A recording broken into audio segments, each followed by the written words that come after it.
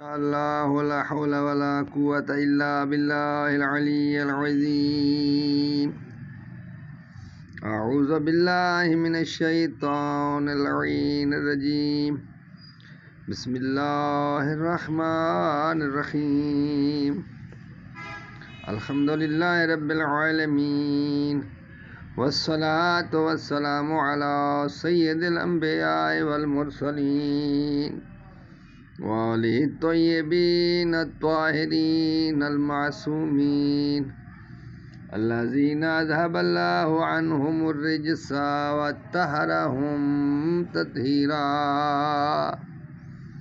اما بعد فقط قال اللہ سبحانہ وتعالی فی کتابہ المجید بسم اللہ الرحمن الرحیم ما كان إبراهيم يهوديا ولا نصرانيا ولكن كان حنيفا مسلما وما كان من المشركين۔ حضرت ابراہیم علیہ السلام کا تذکرہ ہو رہا تھا، تو حضرت ابراہیم علیہ السلام کی ولادت سے پہلے نمرود کو نجومیوں نے باخبر کر دیا تھا کہ تیری حکومت میں ایک بچہ پیدا ہوگا جو تیری سلطنت کو تباہ و برباد کر دے گا۔ تو اس کے سد باب کے لیے نمرود نے بہت سی خواتین کے حمل ضع کر دیے اور بہت سارے بچوں کو قتل کروا دیا۔ اس کے باوجود حضرت ابراہیم علیہ السلام نے اس کائنات میں آنا تھا، تو اس کی وجہ سے کیونکہ اللہ علی کل شیء قدیر ہے، وہ جو چاہے کرے، اسے کوئی نہیں روک سکتا۔ تو ابن عباس کا بیان ہے کہ صبح ہوتے ہی نجومیوں نے نمرود سے کہا کہ اے بادشاہ سلامت، جس مولود کی ولادت کے لیے پوری بندش کی گئی تھی نا، اور جس سے خوف ہراس تھا، وہی مولود اسی شب اپنے باپ کے صلب سے اپنی ماں کے رحم میں منتقل ہو چکا ہے۔ یہ سن کر نمرود بہت گھبرایا اور اس نے حکم دیا کہ اس کا تدارک کیا جائے اور جس خاتون کا حمل ظاہر ہو اسے گرفتار کر کے اس کا حمل گرا دیا جائے۔ چنانچہ دائیاں گھروں میں پھرنے لگیں اور پوری تحقیق سے حمل کا پتہ لگانے لگیں۔ خدا نے ایسا کیا کہ حضرت ابراہیم علیہ السلام کا حمل کسی دائی کے علم میں نہ آ سکا، اور خود مادر ابراہیم علیہ السلام کو اس کا علم بخوبی ہو گیا کہ وہ حاملہ ہو گئی ہیں۔ انہوں نے اس حمل کو اپنے شوہر سے بھی پوشیدہ رکھا۔ بالآخر جب وقت مکمل ہو گیا تو تو ایک رات کسی بہانے سے حضرت ابراہیم علیہ السلام کی ماں باہر نکلی اور ایک پہاڑ کی غار میں جا کر بچے کو جنم دیا۔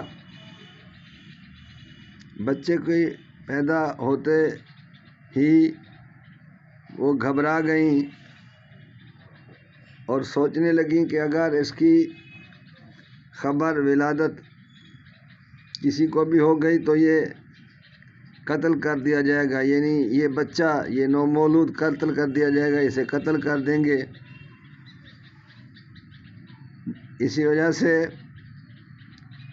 انہوں نے دل پر پتھر رکھ کر حضرت ابراہیم علیہ السلام کو غار میں ڈال دیا اور اپنے گھر کو واپس چلی۔ راستے میں خیال آیا کہ بچہ یوں ہی کھلا پڑا ہے، کہیں کوئی جانور نہ کھا جائے۔ پھر واپس آئیں اور اسی غار کے منہ پر ایک بڑا پتھر رکھ دیا۔ وہ گھر واپس آئیں مگر سخت بے چین تھیں۔ چند دنوں کے بعد جب موقع ملا تو اپنے بچے کو دیکھنے کے لیے گئیں۔ وہاں پہنچ کر غار سے پتھر ہٹایا تو کیا دیکھا کہ بچہ بہت خوش و خرم ہے اور اپنے منہ سے انگوٹھا چوس رہا ہے اور اس کے انگوٹھے سے دودھ نکل رہا ہے۔ شاید یہی وجہ ہے کہ اکثر بچے سنت ابراہیمی کے طور پر بچپن میں انگوٹھا چوستے ہیں۔ تفسیر میں ہے کہ حضرت ابراہیم علیہ السلام کے انگوٹھے اور انگلیوں سے دودھ، پانی اور شہد برآمد ہوتا تھا۔ الغرض بچے کی حالت دیکھ کر حضرت ابراہیم علیہ السلام کی ماں بہت خوش ہوئی اور سمجھ گئیں کہ یہ بچہ بہت بلند مرتبے والا ہے۔ ایک روایت میں ہے کہ حضرت ابراہیم علیہ السلام کی والدہ ماجدہ مسلسل بچے کو دیکھنے کے لیے غار کی طرف جایا کرتی تھیں اور جب پہنچتی تو ہوا کے جھونکے سے غار کے دروازے پر پتھر ہٹ جاتا تھا اور جب واپس آنے لگتی تو ہوا اس پتھر کو اٹھا کر غار کے منہ تک پہنچا دیتی تھی اور اسے غار کا دروازہ جو تھا وہ بند ہو جاتا تھا۔ امام سالبی نے ارائس میں لکھا ہے کہ حضرت ابراہیم علیہ السلام ایک دن میں 1 مہینے کے برابر اور 1 مہینے میں 1 سال کے برابر بڑے ہوتے تھے۔ وہ غار میں صرف 15 دن مقیم رہے اور ایک روایت میں ہے کہ آپ کا غار میں قیام 13 سال رہا اور ایک روایت میں ہے کہ حضرت ابراہیم علیہ السلام 1 ذی الحج 2262 قبل میلاد کو پیدا ہوئے۔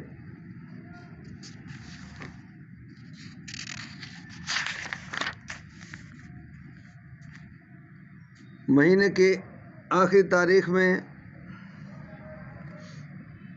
حضرت ابراہیم علیہ السلام غار سے برآمد ہوئے۔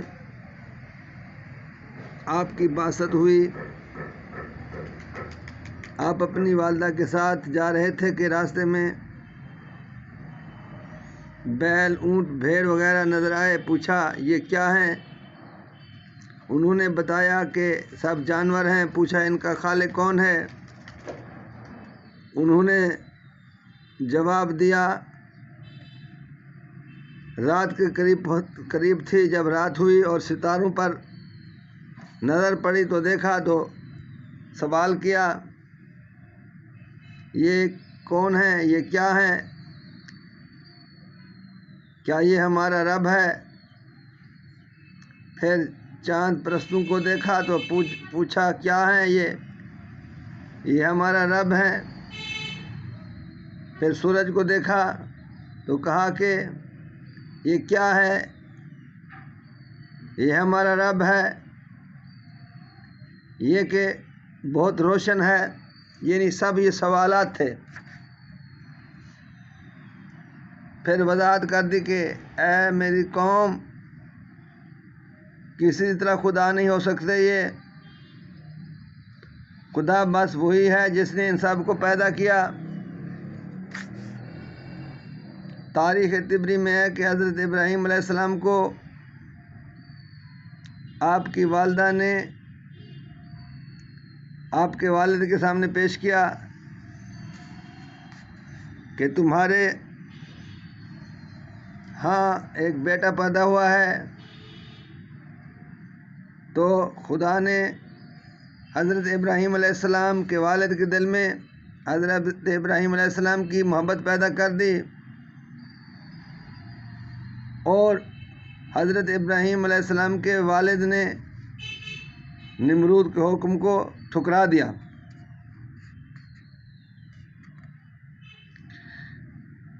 حضرت ابراہیم علیہ السلام کا ایک چچا جس کا نام آزر تھا، یہ بت پرست تھا اور بت تیار کرتا تھا اور بت بیچتا تھا، اپنے لڑکوں کو بازار بھیجا کرتا تھا۔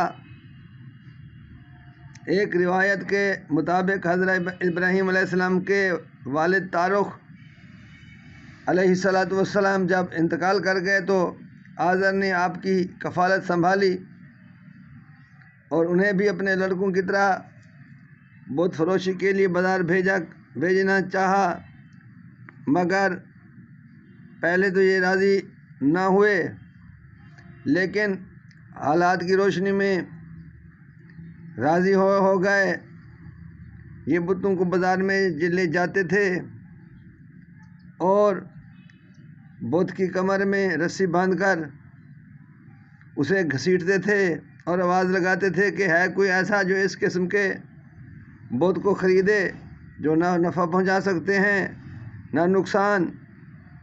ان کی اس ترکیب سے بتوں کی بہت بے حرمتی ہوتی، توہین ہوتی۔ تو جب آزر کو پتہ چلا تو اس نے اس بات کا مواخذہ کیا، تو آپ نے فرمایا، یعنی حضرت ابراہیم علیہ السلام نے فرمایا، لما تعبدوا ما لا يسمع ولا يبصر، آپ اس کی کیوں پوجا کرتے ہو جو نہ سن سکتے ہیں نہ دیکھ سکتے ہیں؟ چچا جان، ان کی پرستش چھوڑ دو اور صرف ایک اللہ کی عبادت کرو۔ باروایت روضۃ الصفا حضرت ابراہیم علیہ السلام برابر تبلیغ کر رہے تھے اور آپ کی تبلیغ کی شہرت ہر طرف ہو گئی، اور یہاں تک کہ یہ خبر نمرود کو پہنچی۔ نمرود کو جو ہی اطلاع ملی کہ ابراہیمی نامی شخص تبلیغ کر رہا ہے اور لوگوں کو ہماری راہ سے ہٹا رہا ہے، تو حکم بھیجا کہ ابراہیم علیہ السلام کو میرے دربار میں حاضر کیا جائے۔ اس حکم کا آنا تھا کہ حضرت ابراہیم علیہ السلام کی والدہ ماجدہ گھبرا گئیں اور ابراہیم علیہ السلام سے کہنے لگیں کہ اب کیا بنے گا؟ حضرت ابراہیم علیہ السلام نے فرمایا کہ گھبراؤ نہیں، وہ ہمارا کچھ نہ بگاڑ سکے گا۔ مختصر یہ کہ حضرت ابراہیم علیہ السلام فرعون کے دربار میں تشریف لے گئے اور سلام نہ کیا اور وقت کے مطابق فرعون کو سجدہ نہ کیا، نمرود کو سجدہ نہ کیا۔ نمرود نے پوچھا کہ جس طرح ساری دنیا مجھے سجدہ کرتی ہے، آپ مجھے سجدہ کیوں نہیں کرتے؟ حضرت ابراہیم علیہ السلام نے فرمایا کہ میں اپنے خالق کے سوا کسی کو سجدہ نہیں کر سکتا۔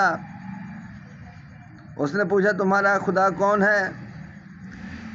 تو حضرت ابراہیم علیہ السلام نے ارشاد فرمایا ربی الذی یحیی و یمیت، میرا خدا وہ ہے جو زندہ کرتا ہے اور مارتا ہے۔ اس نے کہا میں بھی زندہ کرتا ہوں اور مارتا ہوں۔ یہ کہ اس نے دو آدمیوں کو قید سے برآمد کرا کے ایک کو چھوڑ دیا اور دوسرے کو قتل کر دیا، اور کہا کہ دیکھو میں زندہ بھی کرتا ہوں اور مارتا بھی ہوں۔ حضرت ابراہیم علیہ السلام نے اس کی اس حرکت پر تبصرہ کیے بغیر جلد سے جلد فرمایا ربی الذی یاتی بالشمس من المشرق فاتی بہا من المغرب، میرا رب تو وہ ہے جو سورج کو مشرق سے طلوع کرتا ہے اور مغرب کی طرف اسے غروب کر دیتا ہے۔ تو اللہ فرماتا ہے فبہت الذی کفر، وہ جو کافر تھا وہ عاجز آ گیا اور خاموش ہو گیا۔